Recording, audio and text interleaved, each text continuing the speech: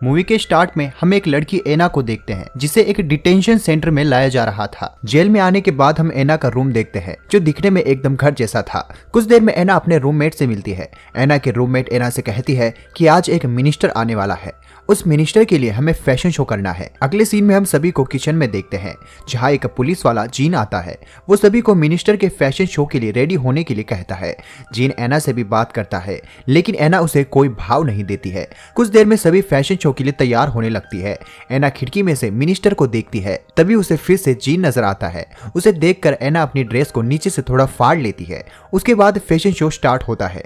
उस fashion show में gene को एना बहुत अच्छी लगती है। फैशन शो के बाद जीन एना को अपने केबिन में बुलाता है। एना जीन से पूछती है कि क्या मैं किचन छोड़कर कहीं और काम कर सकती हूँ। जीन कहता है कि यहाँ का एक रूल है कि हर कैदी को लगभग 4 महीने एक जगह पर काम करना होता है। वो कहता है कि 4 महीने बाद मैं तुम्हारी शिफ्ट चेंज करवा दूंगा। ये कहकर वो वहां से चला जाता है। अगले सीन में हम जीन और उसकी बीवी को अपनी बेटी के डांसिंग शो में देखते हैं। डांसिंग शो से निकलने के बाद जीन अपनी बेटी की टीचर से बात करता है। टीचर बताता है कि उनकी बेटी का बिहेवियर दूसरे बच्चों से काफी ज्यादा खराब है। वो जीन से कहता है कि ये सब आपकी वजह से हुआ है। आप ड्यूटी पर रहते हैं और इस वजह से आप अपने बच्चों के साथ टाइम स्पेंड नहीं करते हैं। इस बात से गुस्सा होकर जीन वहां से चला जाता है। अगले दिन एना की मॉम एना से मिलने आते हैं। एना उनसे कुछ पैसे मांगती है। उसकी मॉम उससे कहती है कि वो उसे अगले क्रिसमस तक ही पैसे दे पाएगी। बाहर आने के बाद जब एना एक जगह खड़ी थी तब उसके पास एक लड़की आती है। वो लड़की एना को गलत तरीके से छूने लगती है। ये देखकर एना को गुस्सा आ जाता है जिस वजह से एना उस लड़की को बहुत मारती है। इस इंसिडेंट की वजह से जीन फिर से एना से मिलता है। वो एना को कहता है कि अगर ऐसा ही चलता रहा तो तुम कभी इस जेल से नहीं निकल पाओगी। वो एना को यह भी बताता है कि बहुत जल्द कोर्ट में तुम्हारे केस की सुनवाई होने वाली है। अगले दिन एना को कोर्ट में लेकर जाया जाता है। काउंसलिंग के बाद एना को 9 साल की सजा होती है।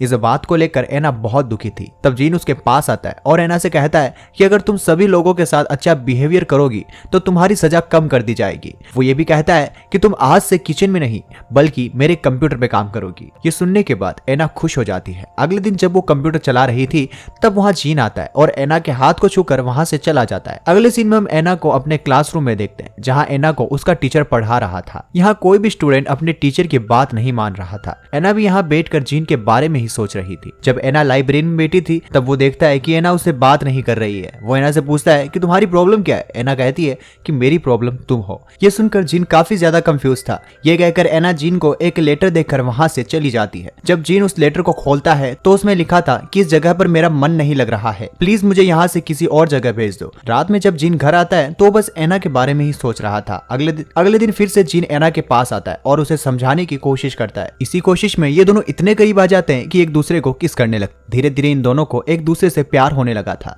एक दिन जब जीन फिर से एना के पास जाता है तब वो देखता है कि एना ने दीवार पर कुछ पेंटिंग्स बनाई थी। ये पेंटिंग देखकर वो एना को फिर से किस करता है। अगले दिन वो एना को बताता है कि उसे एना का ट्रांसफर किसी और जेल में करवा दिया है। ये सुनकर एना बहुत ज्यादा गुस्सा होती है क्योंकि अब एना को जीन के साथ ही रहना था। वो जीन को छोड़कर कहीं भी नहीं जाना चाहती थी। गुस्से में आकर एना फिर से अपनी आर्ट क्लास में आ जाती है जहां उसकी टीचर सभी से कह रही थी कि आज हम तुम में से किसी एक के ब्रेस्ट की पेंटिंग बनाने वाला है। ये सुनकर एना पूरी न्यूड हो जाती है। ये सब ऊपर खड़ा जीन भी देख रहा था। रात में जीन की बीवी उसके पास न्यूड होकर आती है और वो दोनों इंटीमेट हो जाते हैं। इधर हम रात में एना को देखते हैं। वो अभी भी जीन को याद कर रही थी। अगले सीन में एना अपने हेयर कट करवा रही थी।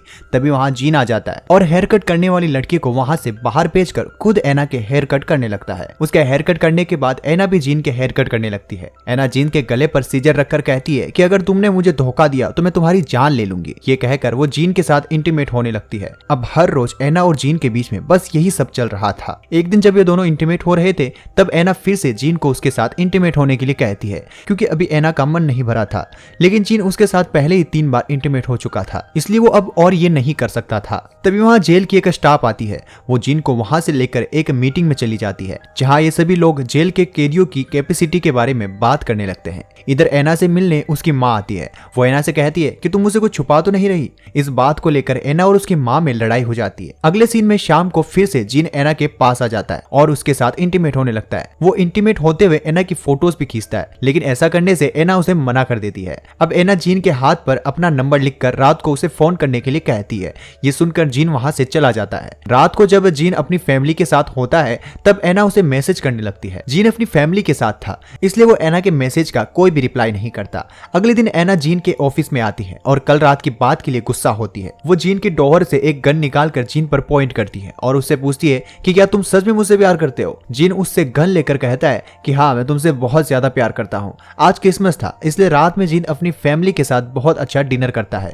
इधर एना और उसकी फ्रेंड पार्टी कर रही थी। तब एना अपने कुछ फोटोज खींचकर जीन को भेजती है। एना के फोटोज देखकर जीन से रहा नहीं जाता और वो अपनी बीवी के साथ इंटीमेट होने लगता है। इंटीमेट होते हुए जीन को एना का कॉल आता है। जब वो मोबाइल पिकअप करने लगता है तो उसकी बीवी गुस्से में आकर उसका फोन तोड़ देती है। आज जीन एना से मिलने आने वाला था लेकिन वो एना से मिलने नहीं आता। एना जीन को बहुत बार फोन करने की कोशिश करती है लेकिन जीन का फोन टूट गया था इसलिए वो उसकी कॉल रिसीव नहीं कर पाता। इस बात को लेकर एना को बहुत बुरा लग रहा था इसलिए वो बहुत सारी नींद की गोलियां एक साथ ले लेती है जिसकी वजह से एना की तबीयत खराब हो जाती है। अगले दिन जीन उससे मिलने आता है। वो एना से पूछता है कि तुमने ऐसा क्यों किया। एना कहती है कि मैंने ऐसा किया ताकि तुम मेरे पास आ सको। ये सुनकर जीन उसे गले से लगा लेता है। रात में जीन एक बार में आता है जहां फिर से उसे एना नजर आ रही थी इसलिए वो किसी और लड़की को एना समझकर उसके पास जाने लगता है। ये देखकर उस लड़की का बॉयफ्रेंड जीन को बार से बाहर फेंक देता है। अगले सीन में डिटेक्टिव जीन को अपने ऑफिस में बुलाता है। वो जीन से पूछता है कि तुम्हारा और एना का क्या चल रहा है। दरअसल जेल में भी सभी को पता चल चुका था। डिटेक्टिव कहता है कि हमारे एक स्टाफ ने तुम्हारे बारे में सब कुछ बता दिया है। जीन कहता है कि यह सिर्फ अफवाह है, ऐसा हम दोनों के बीच में कुछ भी नहीं है। डिटेक्टिव को एना के फोन में जीन की कॉल हिस्ट्री और मैसेज मिल जाते हैं। ये सुनकर जीन वहां से चला जाता है। आज जीन का बर्थडे था इसलिए घर पर आने के बाद सभी जीन का बर्थडे सेलिब्रेट करते हैं। एक दिन जीन एना को स्पेशल फील करवाने के लिए जेल की छत पर जाकर बहुत सारे पटाखे फोड़ता है। ये देखकर जीन बहुत ज्यादा खुश होती है।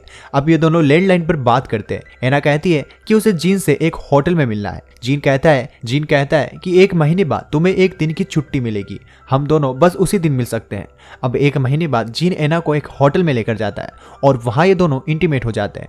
जाने से पहले जीन एना को एक सिम कार्ड देता है क्योंकि एना का मोबाइल जेल के ऑफिसर्स ने जब्त कर लिया था। जब जीन घर आती है तो उसकी बीवी उससे बात करती है। वो पूछती है कि क्या ये सब सीरियस चल रहा है। यहाँ हमें पता चलता है कि जीन की बीवी को भी जीन और एना के बारे में सब कुछ पता चल गया था। वो जीन से पूछती है कि क्या तुम्हारे लिए मेरा और अपनी बेटी का प्यार काफी नहीं है। क्या सिर्फ वो लड़की तुम्हें स्ट्रॉन्ग फील करवाती है। ये सुनकर जीन उसे कुछ भी नहीं बोल पाता और अपने गले से लगा लेता है। तभी वहां उसकी बेटी आ जाती है।